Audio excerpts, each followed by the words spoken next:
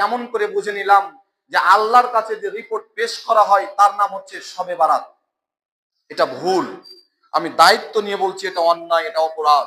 এটা বেছে নেওয়ার অধিকার আমার আপনার ছিল না। নবী যেখানে জানেননি যে কোন দিনে রিপোর্ট পেশ করা হবে, আমি জানতে পারবো? পারবো না। আমি আপনার বিপক্ষে কথা বলছি তা নয়।